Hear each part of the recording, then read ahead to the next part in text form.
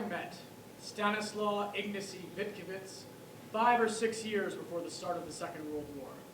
Stanislaw was undoubtedly one of the precursors of the philosophy of existence.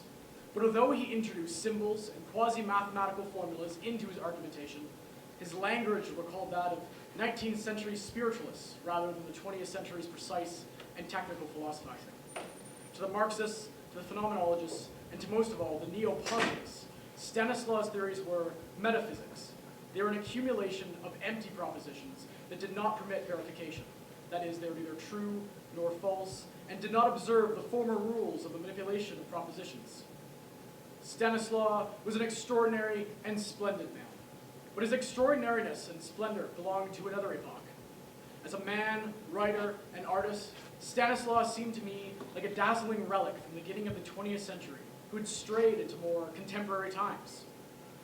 As a playwright, Stanislaw was a quarter of a century ahead of his time. Not until the revolution brought about by Beckett and Ionesco in the 1950s did such dramaturgy and such vision become acceptable to even the most sophisticated spectators. Hey, excuse me. Oh, hi. Excuse me. I'm sorry, but we'll be saving questions until the end. Thank you. Where was I? Yes. Stanislaw Ignacy Wittkiewicz. I knew of several of his novels and 2 of his plays that have been circulating in manuscript copies. I had seen many of his paintings. Stanislaw Ignacy Wittkiewicz. The Casey, a name he created for himself from the beginning of his last name and the middle of it. Excuse me, security, can we have him? What the hell are you talking about? Stanislaw Ignacy Wittkiewicz? An extraordinary and splendid man? Really? You have a different opinion? I am one of Wittkiewicz' ex-personal friends. Well, as personal as you can become with him. For weeks, I'm eating dinner at his house, having wonderful, insightful discussions. But the next thing I know, I find no trace of him at our next play meal. Not a trace. I am left in the darkness for days until a letter from him arrives explaining that I have been ranked down on his list of acquaintances, and he no longer wishes to see me. Was it something I said? Well, if you would have let me finish. No genius is without his quirks. Quirks is quite right. Not another one of you. Ladies and gentlemen, please remain in your seats. Sir, I'm going to have to ask you to return to the I had been a one-time dinner guest of Wittkiewicz. I was working for a small magazine and had written an article on his theory on pure form when he first invited me to his home, where he showed me his strange collection of canes and umbrellas of famous women, artists, and politicians.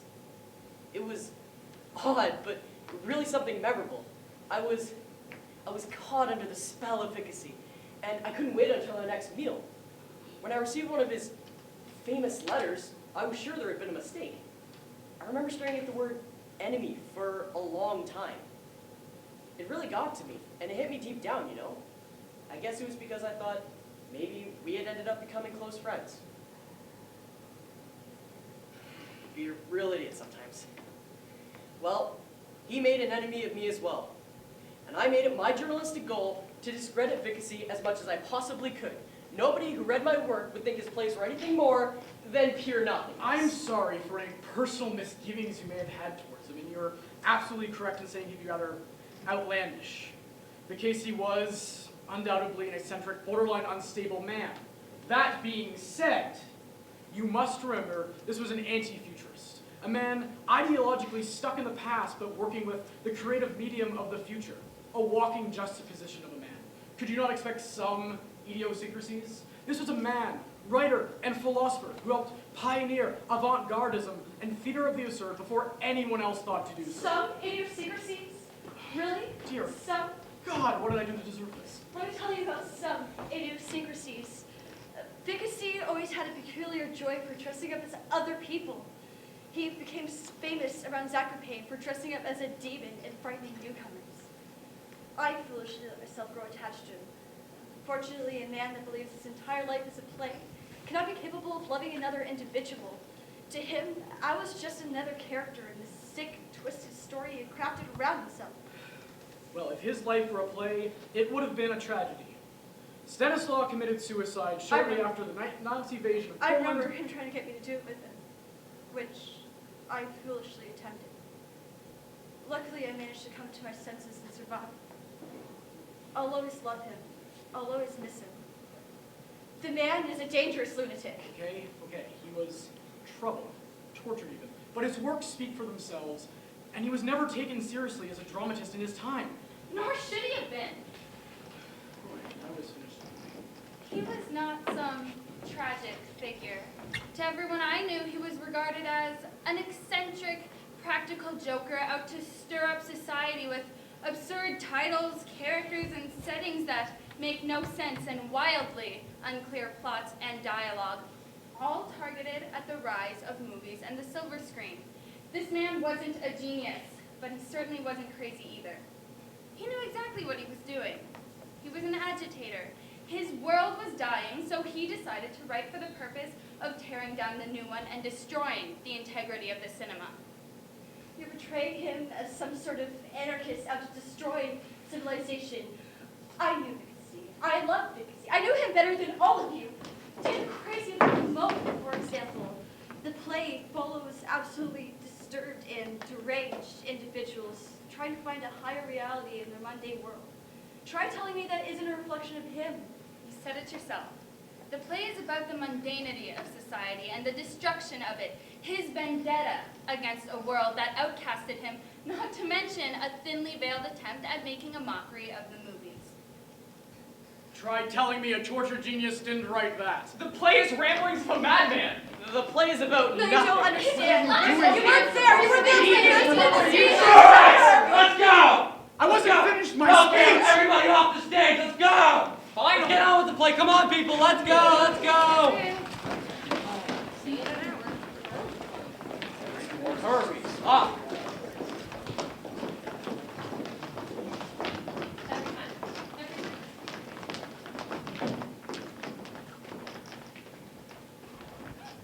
Miss, are you okay? Whatever you thought about him, no one could deny the world was a little bit more exciting from the rest. I used to hold his hand and look ahead, try to see what he saw. Sometimes I'd catch little glimpses. I'm not sure if I liked what I saw, but I'm sure that I missed it. I'm sorry. Don't. This world just wasn't meant for people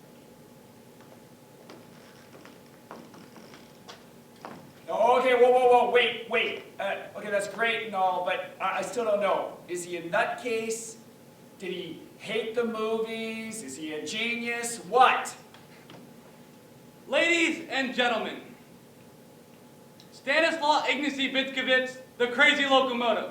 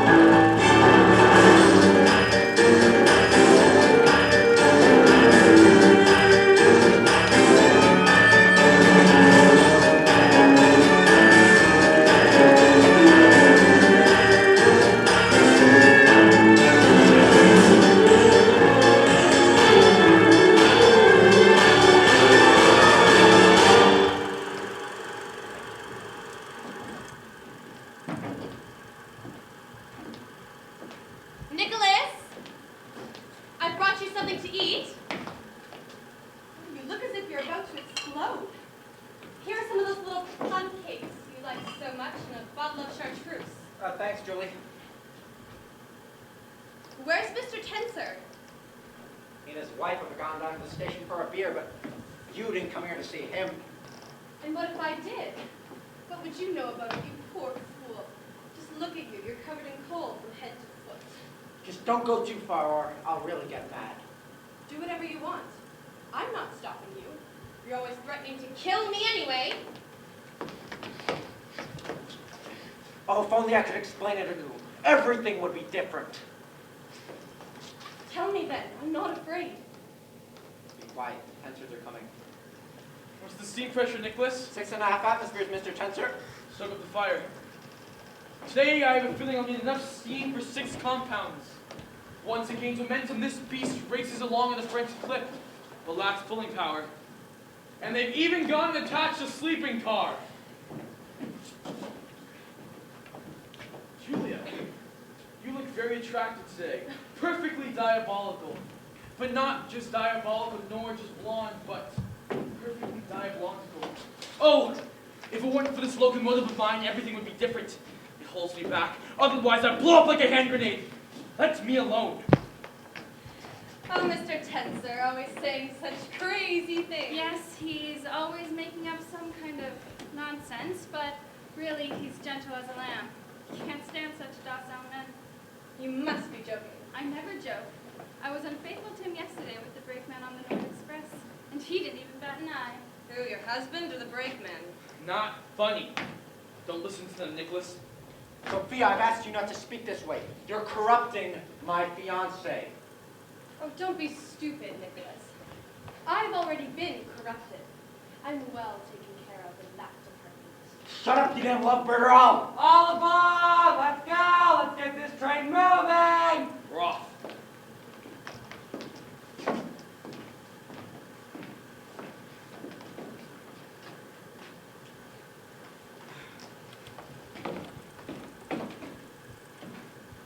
Degrees in the water gauge. Turn the steam injector. 7 atmospheres. I don't think the valves will stand the pressure. And now let's take off our masks. We're on our desert island again. Robinson Crusoe and his man Friday. Mr. Tensor, we need to settle things once and for all. Putting aside other more important matters. Are you by any chance in love with my fiancé? My dear Nicholas, first throw some more coal on, then we'll talk. Mr. Tensor, the pipes. What do I care about pipes? You see, I'm just an ordinary engineer, the same way you're just an ordinary fireman. That remains to be seen. Ever since we got this locomotive, everything's been going well. Except for the minor problem of the next station. We are alone on this iron beast, totally isolated from the rest of the world. We're not only rushing through space, we are intensely aware of it. As Leonard said, there's simply no such thing as the relativity of motion for the locomotive engineer. He knows it's not the landscape he stokes with oils because it's not the landscape that's moving, but the locomotive itself. And the same thing applies to everything that lives and moves. Even a flea's existence disproves all laws of physics. Mr. Tensor, either you're digressing or you're joking. We only know too well where these rails will lead us. I'd much rather use a boat, but I don't like water and all the problems connected with it. Unfortunately, piracy is no longer possible these days. So what you're truly after is solid financial gain, obtained not altogether legally. Oh, no, I didn't realize quite what I was saying. Anyhow, a ship would be too much and a boat would be too small. There's simply no solution. 8.5 atmospheres, Mr. Tensor. Isn't that too much? We can go up to 10. I'm going to need more and more steam from now on, although I don't know exactly why yet. Ever since this morning, a kind of vague plan has taken shape up in my mind. That's strange. Ever since this morning, I've been thinking of strange and extraordinary things too, but I couldn't tell you exactly what they were. Only action, not contemplation, can make it clear to us. But we have so few chances to do something truly extraordinary. If you rule out what you'd like to call psychological aberrations, Mr. Tensor. That's been my experience too. You're right. I love Julia, but I love my wife too, although I see her more as a partner in my various activities. To me, Julia is the essence of all feminine charm and mystery in spite of, or perhaps because of her stupidity. But is any of this really very significant?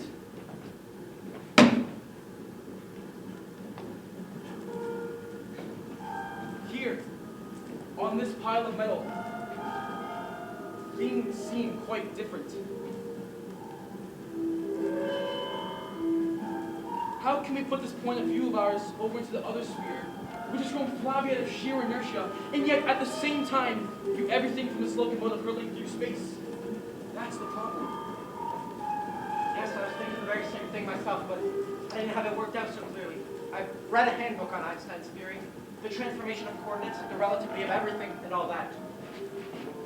Here the question arises. Should we be looking from the ground at the engine, or from the engine at the ground? Let me put it to you quite frankly. Say it were possible to transfer light onto this locomotive, how would that be?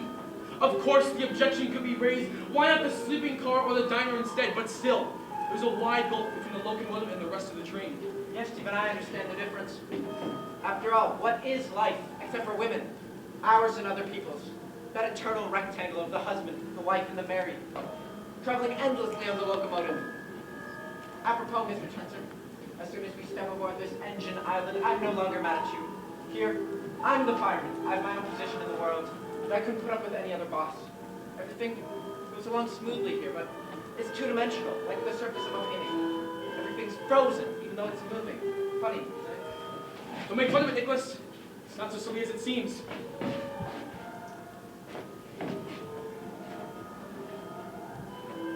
I suppose it could be done, but only once. It can never be repeated, it can never be done in reverse. Yes. Yes. I think I've got it now, that vague plan of mine. That means death.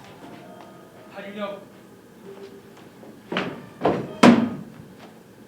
92 miles an hour. Another half a mile and we'll reach the point of diminishing returns. Don't try to teach me how to drive this engine. Your job is to stoke. Hurry up, Mr. Slowblock. More coal. How do you know my plan means death? I don't picture anything as definite as that. It's there. Such a dumb animal, yet so sensitive to everything. More coal.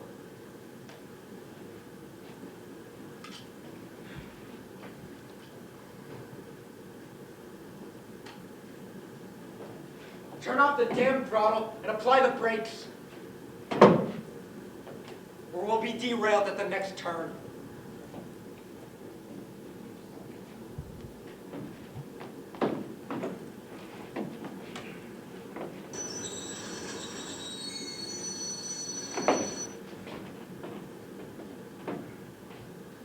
To tell you the truth, for me, a woman is only a symbol, visible proof of the fleeting moments. And what's more, I admit,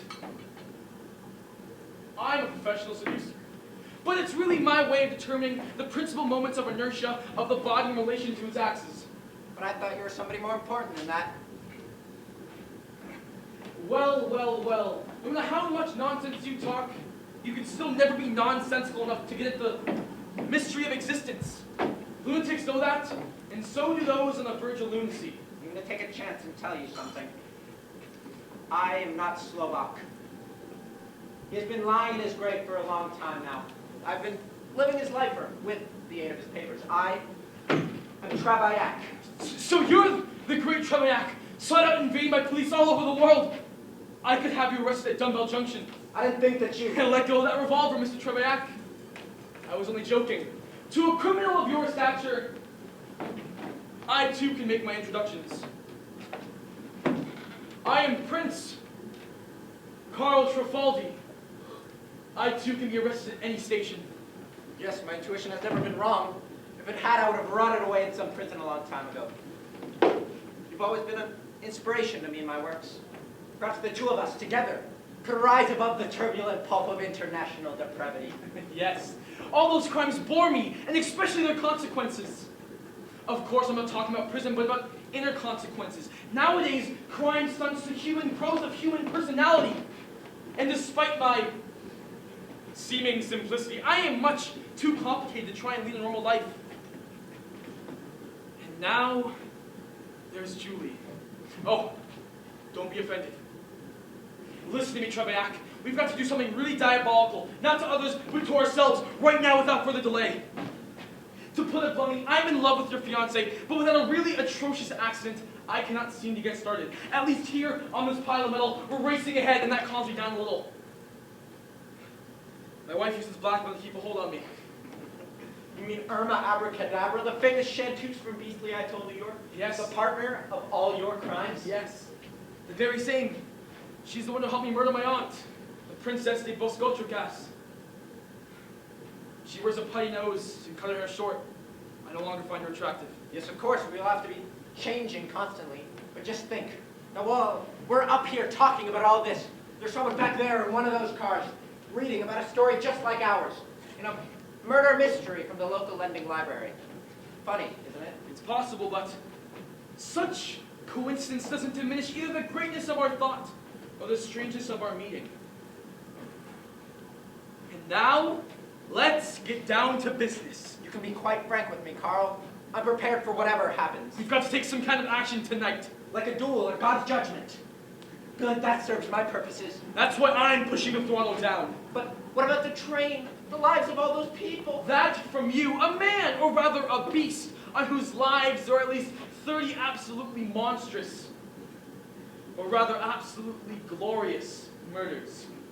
But in those days I had certain real goals. We're going to solve the essential problem, the problem of how to make sense out of the whole unsavory comedy of our existence, since our criminal period has unfortunately played itself out.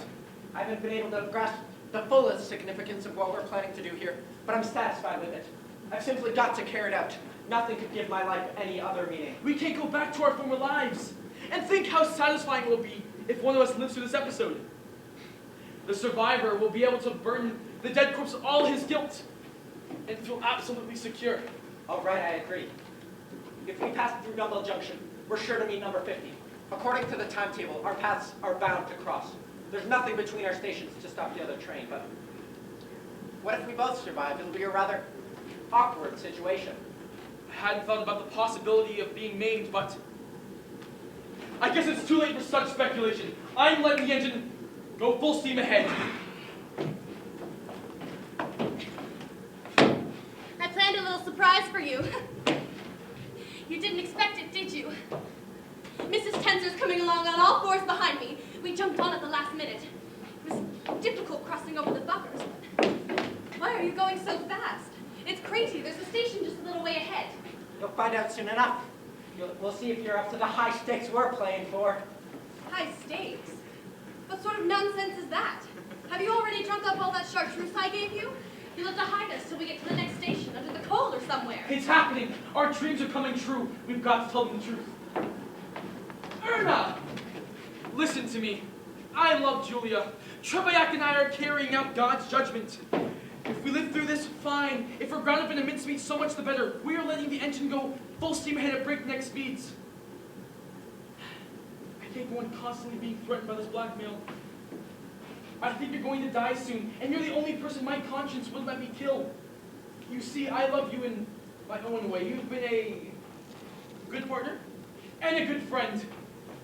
But I think you're destined to die in an accident. You came here on your own free will. It's not my fault. Who's Trebek, Siegfried? Have you gone mad? You're suffering from hallucinations. Trebayak, the great Trebayak. Take a good look at him. Remember, we read about him in Bulldog magazine. All masks are off. Oh my God, he has gone mad. Mr. Slovak has got to be put away. Oh, why did I ever let myself be talked into doing such a ridiculous thing? It's your fault. You snake! You were the one who persuaded me to jump on the train.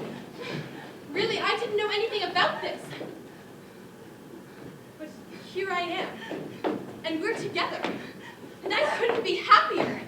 Now I really know I love you both, but Mr. Tenser, what a pity you're not a criminal too, like Nicholas. He's even worse! Let go of me, you ape! Close the throttle, I still have a lot to live for! Dear Trebayak, tie her up. This is the first time in her life she's ever forgotten her manners. I'll help. Close the throttle. Put on the brakes. I still have a great deal to live for. I've had enough of your dirty, rotten lies. To settle the question of whether or not I'm a criminal, let me take the liberties of introducing myself. I am Prince Carl Trifaldi. Isn't that quite enough? No.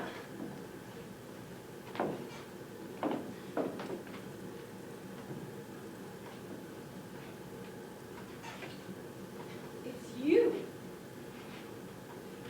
That's incredible. Tripaldi, the most notorious criminal in the world. Oh, how perfectly marvelous. I'm so happy. I've always dreamed of something really extraordinary happening to me, like in the movies. And what about me? Don't I count for anything? And don't my crimes mean anything to you? Be careful, Julia. I could kill His Highness and stop this train at any moment.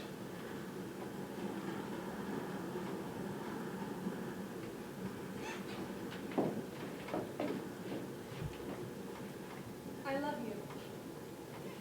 Both. Now I'm really in love for the first time. And with both of you. In this moment, both of you are extraordinary.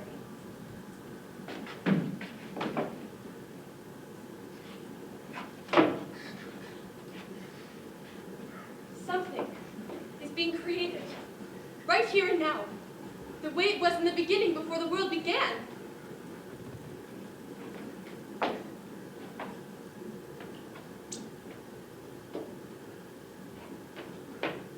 Oh my. Oh.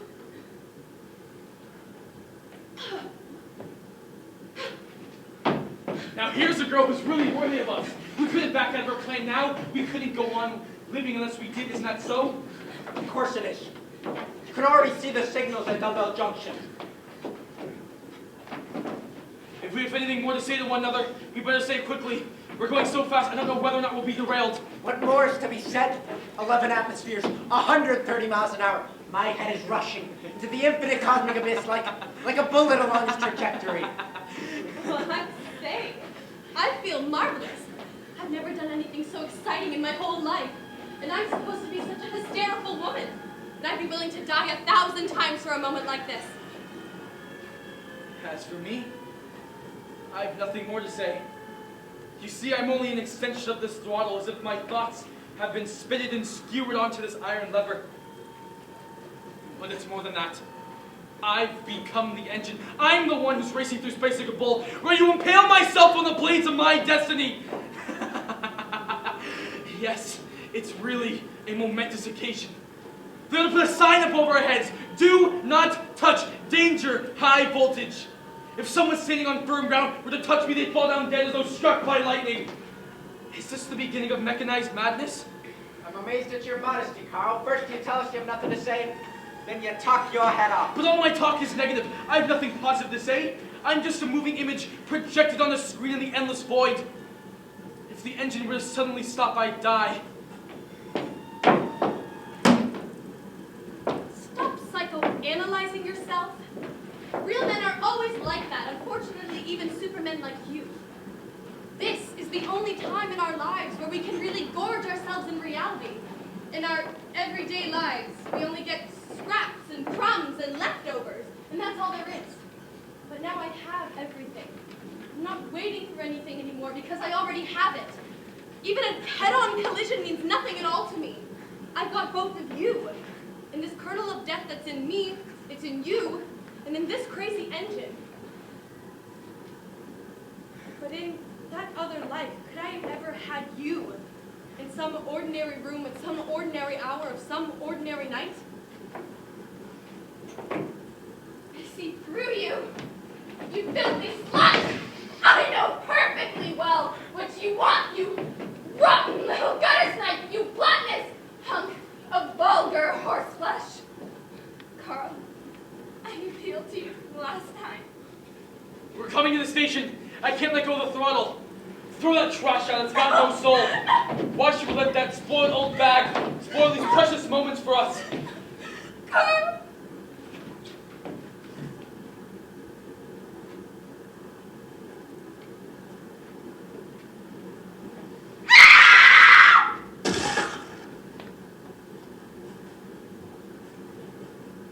She's smashed to pieces against the pump. The first semaphore signaling the line is open.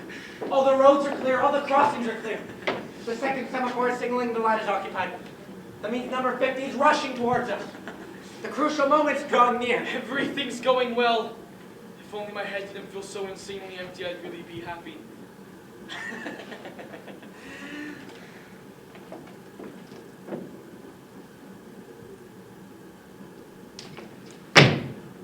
Someone just jumped on the moving train.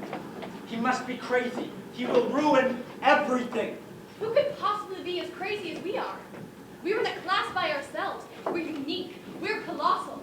At last I understand what true greatness is. Oh, how grateful I am to you. How I love you both. If number 15 is late, it can be real trouble. If our president deserts us, who knows what turn this disaster may take. Don't talk that way. I could go on like this for hours. An entire lifetime is condensed in these moments of waiting, like a balloon filled with compressed air. Well, women are generally more resilient than men. We can take only so much and no more.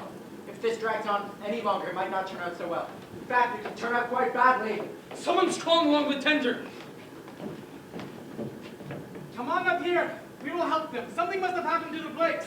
I told you not to give up hope. Come on. Our work is really cut out for us. To shoot or not to shoot. I'm not anxious to commit any more crimes. There's a whole gang crawling up here. Don't shoot. It'll come out all right. Nicholas, he is backing down. He's leaving it all up to fate. Look, I'm doing 115 and you're still not satisfied? You're insatiable. Hi, I'm Valerie Bean. There's woman here. What in God's name are you doing here? It does not matter. Tell me what I can do to help. Number 50 has already left the station. It is rushing towards us in the opposite direction, at high speed. The telephone line on number 20 has also been cut. The guards were talking about it at the station. Nothing beautiful can exist in this world. The human animal always interferes and spoils everything. So it's don't give up hope, is it? Well, damn. I forgot about the telephone and I work for the railroad.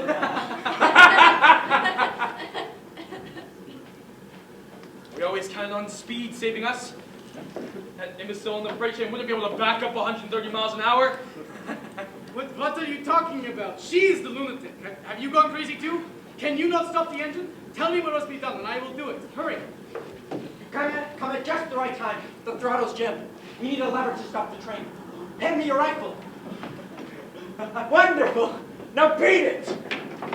This situation's getting more and more complicated, but we'll manage somehow. Now don't move. Or I'll blow your brains out. Stop. They really are lunatics. This madness is becoming contagious. Soon to be universal. If someone does not do something soon, we are all lost. I can do no more. I am run out from catching train. I am completely pushed. Isn't there anyone with the courage to go after these murderers? In 5 seconds it may be too late. We'll be killed anyhow unless someone comes to our rescue.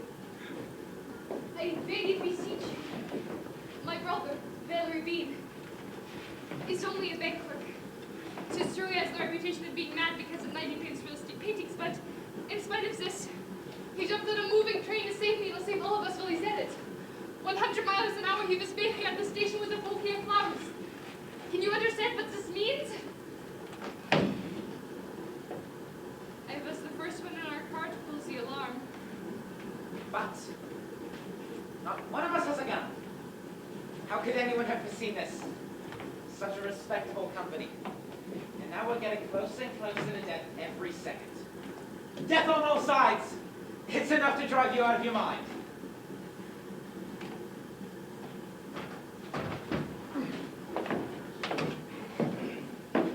Oh my God! Mr. Guster, what's going on in this train? Nobody has any idea what's happening? The passengers in the rear car had no ticket. They had no ticket to Dumbbell Junction. They've both gone mad. And it's all due to drinking. And I don't have a gun either. For God's sakes, conductor, let's not waste time arguing. We're not at the theater watching a play. You have to help us somehow. After all, I know you personally. I don't don't have any idea what to do. I don't even know where the steering wheel is. All I do is punch tickets or check whether they've already been punched.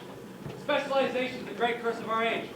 Wouldn't you agree? Mr. Guster, we're personally acquainted too, but in a rather odd sort of way. I attacked you on the street one night, even though we've never been formally introduced. Could you see about getting these handcuffs taken off? I used to be an engineer. Take his handcuffs off. Save us, and I'll have you released from prison. My uncle's a prosecutor at Appellate Court. I fell in love with your fireman 2 minutes ago. He's my type. I found him at last. I've got to get him away from that woman so we can live together for the rest of our lives without any interference. I want to live, don't you understand? Fireman, did you hear that? You know, the girl's a real addition to the group. Makes the situation more varied. Several separate destinies fatally meet at one point. It's almost mathematically inevitable. There's nothing more to say on the subject other than the cliches second-rate dramatists use to pad out their vacuous plays. We just have to wait and see. Right now, I wonder if I'll be able to go on. Julie, if you live through this, you won't be false to us, will you? Never. I'm a superwoman from another world. What makes me furious, they've ruined such a wonderful experience for us. You disgusting phony! Now I see what tricks you used to hold on to your handsome fireman! Carl! Here by the throttle. They're so desperate they're capable of anything. Carl, he's been Siegfried all his life. Not all of it, my friend.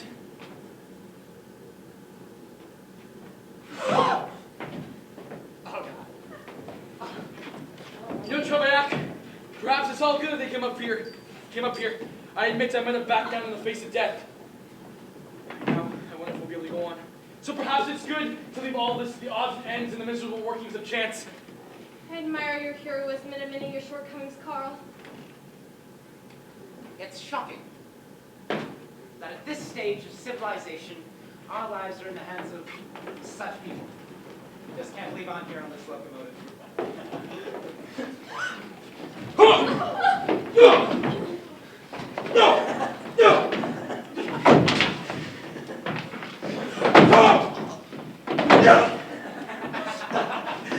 And did you think we're all worthless mannequins like you?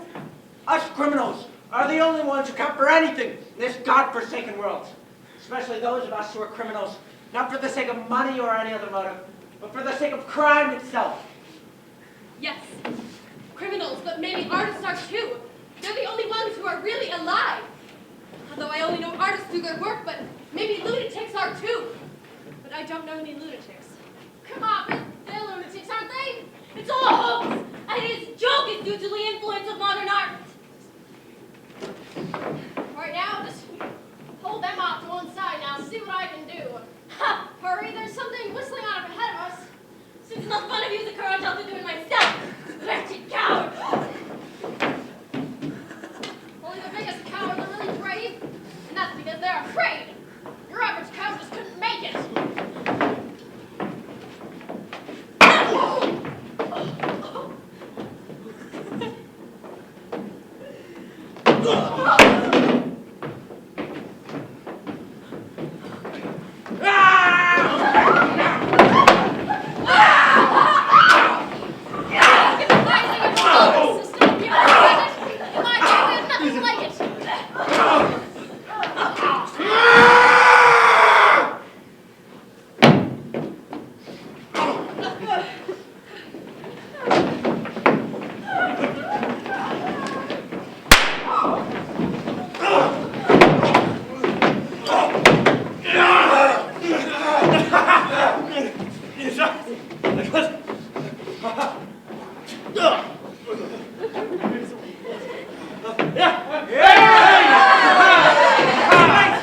Number 50 is rushing towards us at top speed.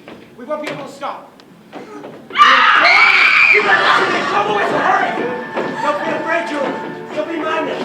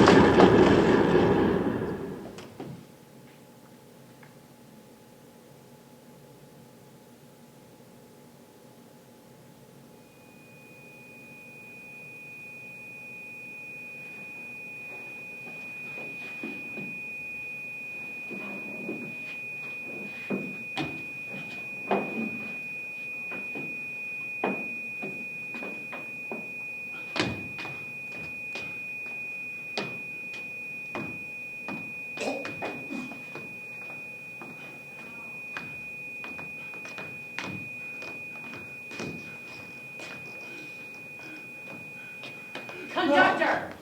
What's going on? Were there a lot of people on the locomotive? Was it a shooting? Was it a holdup?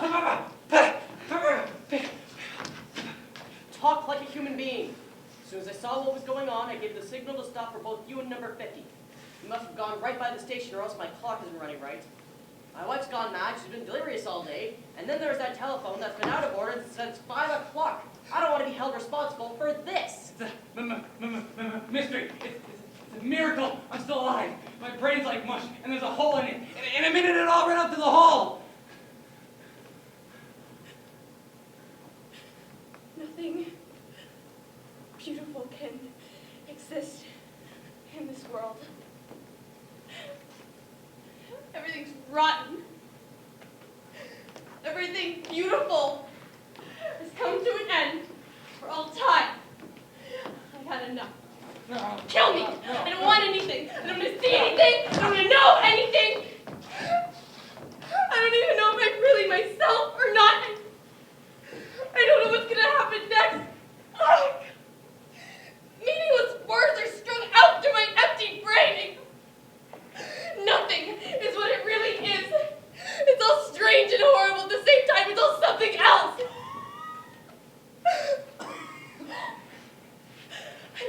I don't know whether these people are really alive or not. A black abyss, soft and impersonal, is opening up before me. She's gone out of her mind from nervous shock. She sounds exactly like that. No. No! The dog, the engineers are really nothing but a massive toad. Oh, that one there, he's the chief culprit. Grab him! Don't you see, my good man, that all my guts are spilling out? The throttle went at least 12 inches into my belly. And I'm still suffering from nervous shock. That lady over there hit me in the head with a shovel. Come here, Slovak. We're safe and sound. We'll be together at last. Forget about that woman and all the horrible things she made you do. And completely forgetting you're really with me. But what about my part in all this? There were witnesses and it didn't go as planned. And all I wanted peace and quiet. That's easy to arrange. You'll spend 6 months in a lunatic asylum. Then I'll have you released. My uncle's a prosecutor at appellate court. You've got to live and go free. Although I'm a countess, I'd never find another man like you. I'll take this fireman with me on my own responsibility. That's the way it's got to be. There's no point in fighting it. Goodbye, conductor.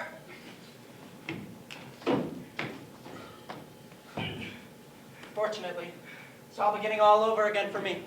We have Julie and her influences to thank for all the crazy things we've been through. And I've had enough of hysterical women to last me a lifetime.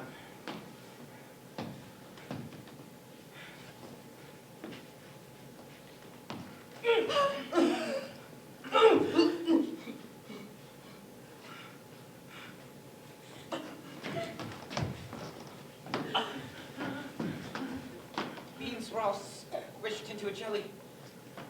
I'm all splattered with Miss Mears' guts. It seems to have all been a dream. Let's go have a beer, Captain. We'll have time for quite a few before all this gets settled out. The ambulance train will take care of the rest. Hopefully, this doesn't start an epidemic among engineers throughout the whole world. I know everything too, the way he does. Only the two of us know. The rest of you are all fools. I've always waited. I waited every time the train came by. You can't imagine what torture it is to sit and watch as the trains come by and then carrying off all those people left. Finally, I stopped waiting. Today, at 5 o'clock, I cut the telephone line. During the night, a spirit told me I had to do it. He had a dark beard in his eyes, gleamed like a cat's. He was the one I was unfaithful to my husband with during the night. Jan, calm down and go back home. It's sickening to have to listen to you talk that way. Jeanne, why didn't I meet you sooner? I'd certainly have seduced you.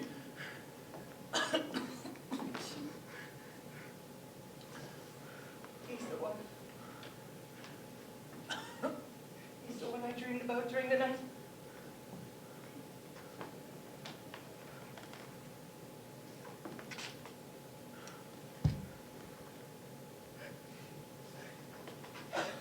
First of all, let's save this one. He's the greatest criminal in the whole world. The famous Prince of all the king of murderers. At least he's got to live so he can atone for his crimes and be an example to the others. The police received a telegram. He came by handcuffed from Duncan Junction. He must be arrested there. The public didn't suspect a thing. Damn. There's no getting around that. His insides are out. Too late, Doctor. Even to please the courts, I can't postpone the hour of my death. I had an inkling of it, but I swear nothing was definite. I die without any regrets, so you can cheer up.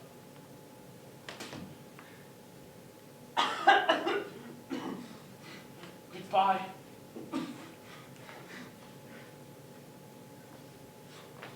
Doctor, please, forget about these murderers and instead, look after the women. They both got out of the Just a minute, my good man. Justice first sends the wounded and the mentally ill last of all. Because there is absolutely nothing we can do to help them.